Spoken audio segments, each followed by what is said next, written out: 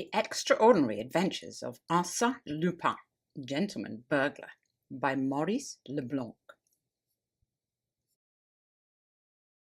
1. The Arrest of Arsene Lupin. It was a strange ending to a voyage that had commenced in a most auspicious manner. The transatlantic steamship La Provence was a swift and comfortable vessel under the command of a most affable man. The passengers constituted a select and delightful society. The charm of new acquaintances and improvised amusements served to make the time pass agreeably.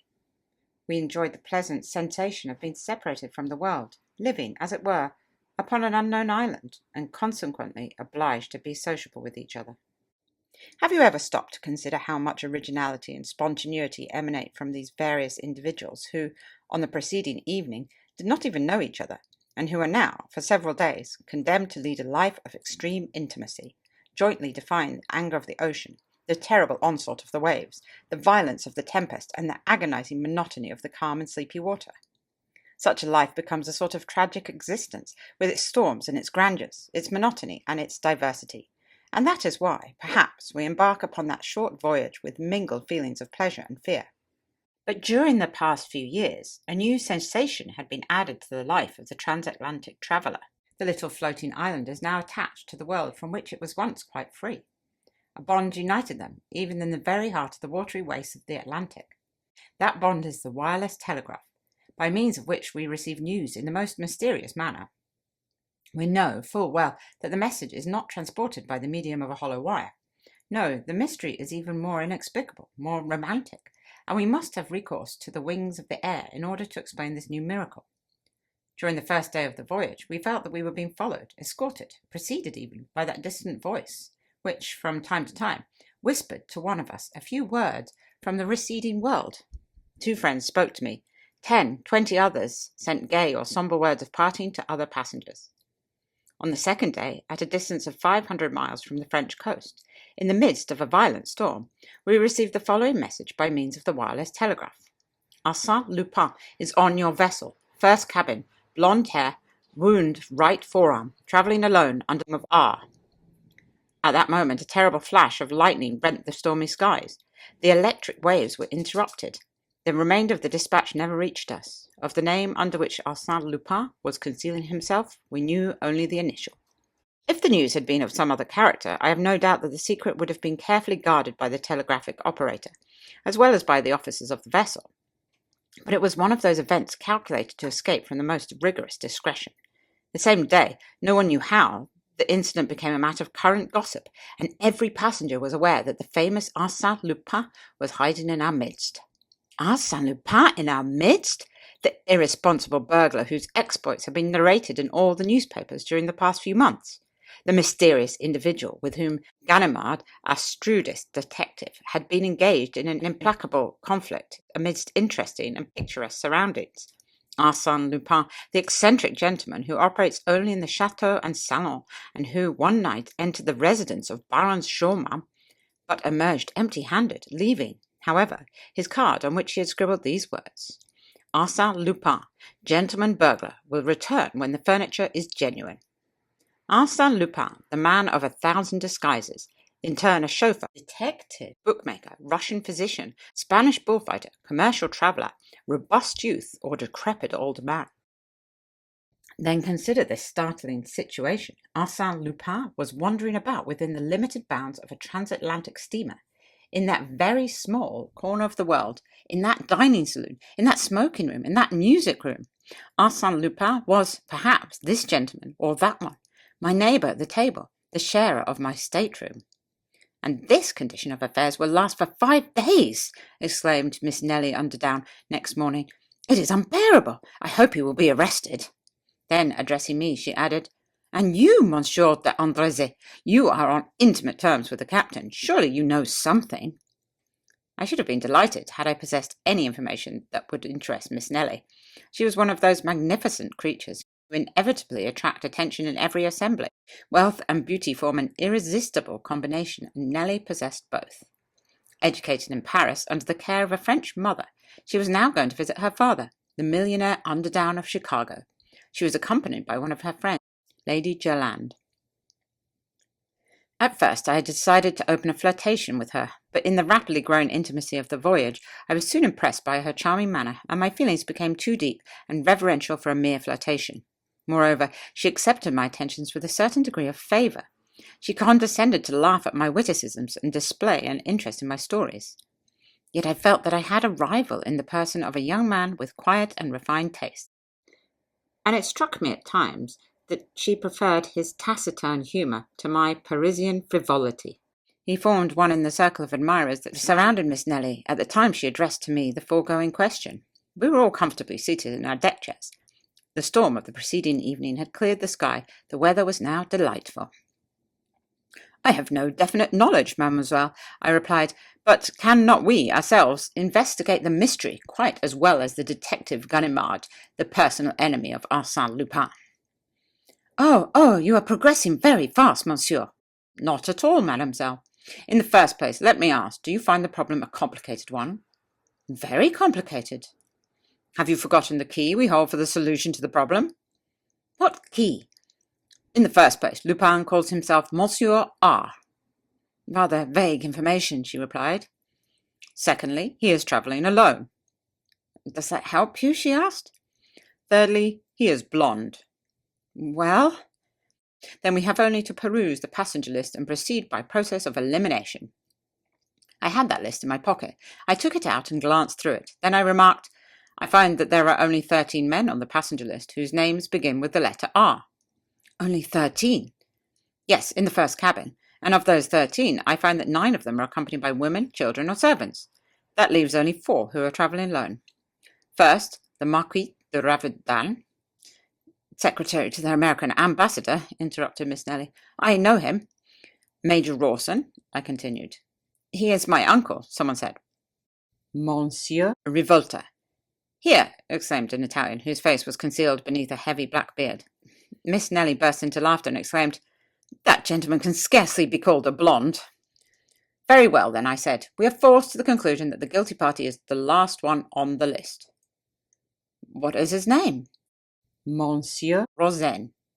"Does anyone know him?" No one answered, but Miss Nelly turned to the taciturn young man whose attentions had annoyed me and said, "Well, Monsieur Rosen, why do you not answer?" All eyes were now turned upon him. He was a blonde. I must confess that I myself felt a shock of surprise, and the profound silence that followed her question indicated that the others present also viewed the situation with a feeling of sudden alarm. However, the idea was an absurd one, because the gentleman in question presented an air of the most perfect innocence. "Why do I not answer?" he said. "Because, considering my name, my position as a solitary traveller, and the colour of my hair, I have already reached the same conclusion, and now think that I should be arrested." He presented a strange appearance as he uttered these words. His thin lips were drawn closer than usual, and his face was ghastly pale, while his eyes were streaked with blood. Of course, he was joking, yet his appearance and attitude impressed us strangely. "But you have not the wound," said Miss Nelly, naively. "That is true," he replied. "I lack the wound." Then he pulled up his sleeve, removing his cuff, and showed us his arm. But that action did not deceive me. He had shown us his left arm, and I was on the point of calling his attention to the fact, when another incident diverted our attention. Lady Gerland, Miss Nelly's friend, came running towards us in a state of great excitement, exclaiming, "My jewels! My pearls! Someone has stolen them all!" No, they were not all gone, as we soon found out. The thief had only taken part of them, a very curious thing. Of the diamond sunbursts, jewelled pendants, bracelets, and necklaces, the thief had taken, not the largest, but the finest and most valuable stones. The mountings were lying upon the table. I saw them there, despoiled of their jewels, like flowers from which the beautiful coloured petals had been ruthlessly plucked. And this theft must have been committed at the time Lady Gerland was taking her tea, in broad daylight, in a stateroom opening on a much frequented corridor. Moreover, the thief had been obliged to force open the door of the stateroom, searching for the jewel case, which was hidden at the bottom of a hat box, open it, select his booty, and remove it from the mountings. Of course, all the passengers instantly reached the same conclusion. It was the work of Arsene Lupin. That day at the dinner table, the seats to the right and left of Rosen remained vacant, and during the evening it was rumoured that the captain had placed him under arrest, which information produced a feeling of safety and relief. We breathed once more. That evening we resumed our games and dances. Miss Nelly especially displayed a spirit of thoughtless gaiety, which convinced me that if Rosane's attention had been agreeable to her in the beginning, she had already forgotten them. Her charm and good humour completed my conquest. At midnight, under a bright moon, I declared my devotion with an ardour that did not seem to displease her. But next day, to our general amazement, Rosane was at liberty. We learned that the evidence against him was not sufficient. He had produced documents that were perfectly regular, which showed that he was the son of a wealthy merchant of Bordeaux. Besides, his arms did not bear the slightest trace of a wound. "Documents? Certificates of birth?" exclaimed the enemies of Rosane. "Of course, Arsene Lupin will furnish you as many as you desire, and as to the wound, he never had it, or he has removed it." Then it was proven that, at the time of the theft, Rosane was promenading on the deck, to which fact his enemies replied that a man like Arsene Lupin could commit a crime without being actually present. And then, apart from all other circumstances, there remained one point which even the most sceptical could not answer. Who, except Rosane, was travelling alone, was a blonde, and bore a name beginning with R? To whom did the telegram point, if it were not Rosane? And when Rosane, a few minutes before breakfast, came boldly toward our group, Miss Nelly and Lady Jerland arose and walked away. An hour later, a manuscript circular was passed from hand to hand amongst the sailors, the steward, and the passengers of all classes. It announced that Monsieur Louis Rosane offered a reward of 10,000 francs for the discovery of Arsène Lupin or other person in possession of the stolen jewels. "And if no one assists me, I will unmask the scoundrel myself," declared Rosane. Rosane against Arsène Lupin, or rather, according to current opinion, Arsène Lupin himself against Arsène Lupin. The contest promised to be interesting. Nothing developed during the next 2 days. We saw Rosane wandering about day and night, searching, questioning, investigating. The captain also displayed commendable activity. He caused the vessel to be searched from stem to stern, ransacked every stateroom under the plausible theory that the jewels might be concealed anywhere, except in the thief's own room. "I suppose they will find out something soon," remarked Miss Nelly to me. "He may be a wizard, but he cannot make diamonds and pearls become invisible." "Certainly not," I replied, "but he should examine the lining of our hats and vests and everything we carry with us." Then, exhibiting my Kodak, a 9x12, with which I had been photographing her in various poses, I added, "In an apparatus no larger than that, a person could hide all of Lady Jerland's jewels. He could pretend to take pictures and no one would suspect the game." "But I've heard it said that every thief leaves some clue behind him." "That may be generally true," I replied, "but there is one exception, Arsène Lupin." "Why?" "Because he concentrates his thoughts not only on the theft, but on all the circumstances connected with it that could serve as a clue to his identity." "A few days ago you were more confident." "Yes, but since then I have seen him at work." "And what do you think about it now?" she asked. "Well, in my opinion we are wasting our time." And as a matter of fact, the investigation had produced no result. But in the meantime, the captain's watch had been stolen. He was furious. He quickened his efforts and watched Rosane more closely than before. But on the following day, the watch was found in the second officer's collar box. The incident caused considerable astonishment and displayed the humorous side of Arsène Lupin, burglar though he was, but dilettante as well.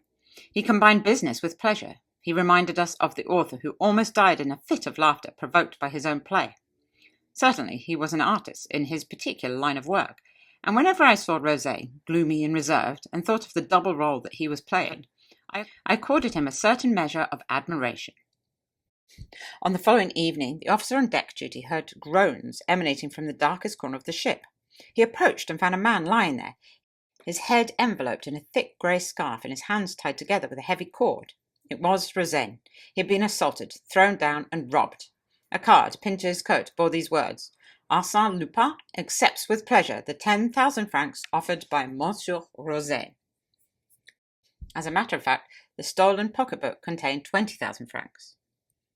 Of course, some accused the unfortunate man of having simulated this attack on himself. But apart from the fact that he could not have bound himself in that manner, it was established that the writing on the card was entirely different from that of Rosane, but on the contrary resembled the handwriting of Arsène Lupin, as it was reproduced in an old newspaper found on board. Thus it appeared that Rosin was not Arsène Lupin, but was Rosin, the son of a Bordeaux merchant. And the presence of Arsène Lupin was once more affirmed, and that in a most alarming manner. Such was the state of terror among the passengers that none would remain alone in a stateroom or wander singly in unfrequented parts of the vessel. We clung together as a matter of safety, and yet the most intimate acquaintances were estranged by a mutual feeling of distrust. Arsène Lupin was now anybody and everybody. Our excited imaginations attributed to him miraculous and unlimited power. We supposed him capable of assuming the most unexpected disguises, of being by turns the highly respectable Major Rawson, or the noble Marquis de Reverdan, or even, for we no longer stopped with the accusing letter of R, or even such and such a person, well known to all of us, and having wife, children, and servants. The first wireless dispatches from America brought no news. At least, the captain did not communicate any to us. The silence was not reassuring. Our last day on the steamer seemed interminable. We lived in constant fear of some disaster. This time, it would not be a simple theft or a comparatively harmless assault. It would be a crime, a murder. No one imagined that Arsène Lupin would confine himself to those two trifling offences. Absolute master of the ship, the authorities powerless, he could do whatever he pleased. Our property and lives were at his mercy. Yet those were delightful hours for me, since they secured to me the confidence of Miss Nelly. Deeply moved by those startling events, and being of a highly nervous nature, she spontaneously sought at my side a protection and security that I was pleased to give her. Inwardly, I blessed Arsène Lupin. Had he not been the means of bringing me and Miss Nelly closer to each other? Thanks to him, I could now indulge in delicious dreams of love and happiness, dreams that, I felt, were not unwelcome to Miss Nelly. Her smiling eyes authorized me to make them. The softness of her voice bade me hope. As we approached the American shore, the active search for the thief was apparently abandoned, and we were anxiously awaiting the supreme moment in which the mysterious enigma would be explained. Who was Arsène Lupin? Under what name, under what disguise was the famous Arsène Lupin concealing himself? And at last, that supreme moment arrived. If I live 100 years, I shall not forget the slightest details of it. "How pale you are, Miss Nelly," I said to my companion, as she leaned upon my arm, almost fainting. "And you," she replied. "Ah, you are so changed." "Just think, this is a most exciting moment, and I am delighted to spend it with you, Miss Nelly. I hope that your memory will sometimes revert." But she was not listening. She was nervous and excited. The gangway was placed in position. But before we could use it, the uniformed customs officers came on board. Miss Nelly murmured, "I shouldn't be surprised to hear that Arsène Lupin escaped from the vessel during the voyage. Perhaps he preferred death to dishonour and plunged into the Atlantic rather than be arrested." "Oh, do not laugh," she said.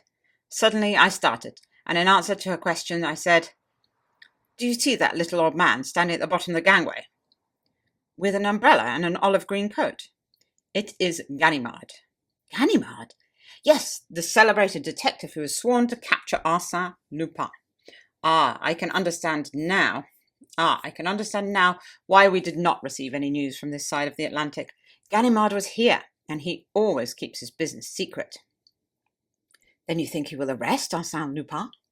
"Who can tell? The unexpected always happens when Arsène Lupin is concerned in the affair." "Oh," she exclaimed, with that morbid curiosity peculiar to women, "I should like to see him arrested." "You will have to be patient. No doubt Arsène Lupin has already seen his enemy and will not be in a hurry to leave the steamer." The passengers were now leaving the steamer.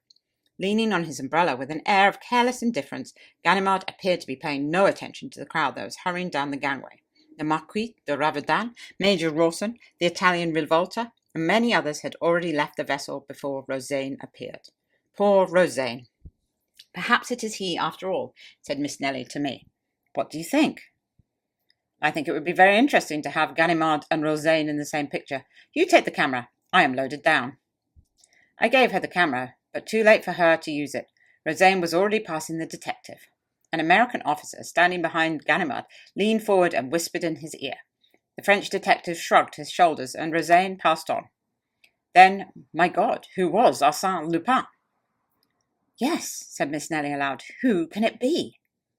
Not more than 20 people now remained on board. She scrutinized them one by one, fearful that Arsène Lupin was not amongst them. "We cannot wait much longer," I said to her. She started toward the gangway. I followed, but we had not taken 10 steps when Ganimard barred our passage. "Well, what is it?" I exclaimed. "One moment, monsieur. What's your hurry?" "I am escorting mademoiselle." "One moment," he repeated in a tone of authority. Then, gazing into my eyes, he said, "Arsene Lupin, is it not?" I laughed and replied, "No, simply Bernard d'Andrézy." "Bernard d'Andrézy died in Macedonia 3 years ago." "If Bernard d'Andrézy were dead, I should not be here. But you are mistaken. Here are my papers." "They are his, and I can tell you exactly how they came into your possession." "You are a fool," I exclaimed. "Arsene Lupin sailed under the name of R." "Yes, another of your tricks, a false scent that deceived them at Havre. You play a good game, my boy, but this time luck is against you." Then he hit me a sharp blow on the right arm, which caused me to utter a cry of pain. He had struck the wound, yet unhealed, referred to in the telegram. I was obliged to surrender. There was no alternative. I turned to Miss Nelly, who had heard everything. Our eyes met. Then she glanced at the kodak I had placed in her hands, and made a gesture that conveyed to me the impression that she understood everything. Yes, there, between the narrow folds of the black leather, in the hollow centre of the small object that I had taken the precaution to place in her hands before Ganimard arrested me. It was there I deposited Rosaine's 20,000 francs and Lady Gerard's pearls and diamonds. Oh, I pledge my oath that at that solemn moment, when I was in the grasp of Ganimard and his 2 assistants, I was perfectly indifferent to everything, to my arrest, the hostility of the people, everything except this one question. What will Miss Nelly do with the things I had confided to her? In the absence of that material and conclusive proof, I had nothing to fear. But would Miss Nelly decide to furnish that proof? Would she betray me? Would she act the part of an enemy who cannot forgive, or that of a woman whose scorn is softened by feelings of indulgence and involuntary sympathy? She passed in front of me. I said nothing, but bowed very low. Mingled with the other passengers, she advanced to the gangway with my kodak in her hand. It occurred to me that she would not dare to expose me publicly, but she might do so when she reached a more private place. However, when she had passed only a few feet down the gangway, with a movement of simulated awkwardness, she let the camera fall into the water between the vessel and the pier. Then she walked down the gangway and was quickly lost to sight in the crowd. She had passed out of my life forever. For a moment I stood motionless. Then, to Ganimard's great astonishment, I muttered, "What a pity that I am not an honest man." Such was the story of his arrest as narrated to me by Arsene Lupin himself. The various incidents, which I shall record in writing at a later day, have established between us certain ties, shall I say of friendship? Yes, I venture to believe that Arsene Lupin honours me with his friendship, and that it is through friendship that he occasionally calls on me, and brings into the silence of my library his youthful exuberance of spirits, the contagion of his enthusiasm, the mirth of a man for whom destiny has naught but favours and smiles. His portrait? How can I describe him? I have seen him 20 times, and each time he was a different person. Even he himself said to me on one occasion, "I no longer know who I am. I cannot recognize myself in the mirror." Certainly he was a great actor, and possessed a marvellous faculty for disguising himself. Without the slightest effort, he could adopt the voice, gestures, and mannerisms of another person. "Why," said he, "why should I retain a definite form and feature? Why not avoid the danger of a personality that is ever the same? My actions will serve to identify me." Then he added with a touch of pride, "So much the better if no one can ever say with absolute certainty, 'There is Arsene Lupin.' The essential point is that the public may be able to refer to my work and say, without fear of mistake, 'Arsene Lupin did that.'"